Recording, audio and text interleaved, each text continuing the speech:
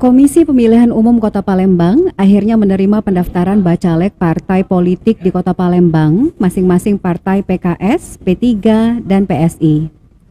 Ketiga partai tersebut sendiri mendaftar sejak pagi dan siang hari di KPU Palembang.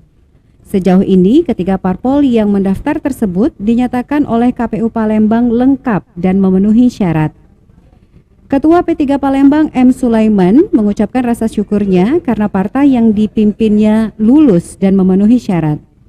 Selanjutnya, menurut M. Sulaiman, pihaknya akan melakukan konsolidasi dan sosialisasi agar P3 dapat meraih suara pada pemilu mendatang di Kota Palembang. Caleg dan memang kader-kader yang untuk memenangkan Partai Persatuan Pembangunan, dan kami akan berkonsolidasi dari tingkat pengurus kecamatan, pengurus ranting, sampai ke anak ranting.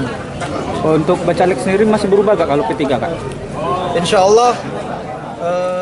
Sementara itu, Ketua KPU Palembang Syawaludin menghimbau agar parpol lain yang belum mendaftar sesegera mungkin mendaftar, tidak di akhir waktu atau last minute. Kami untuk seluruh partai politik yang memang belum, untuk menyerahkan seluruh dokumen model B itu jangan sampai detik-detik jam penutupan di tanggal.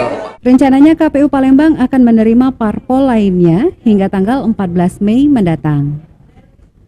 Firman Hidayat, PAL TV.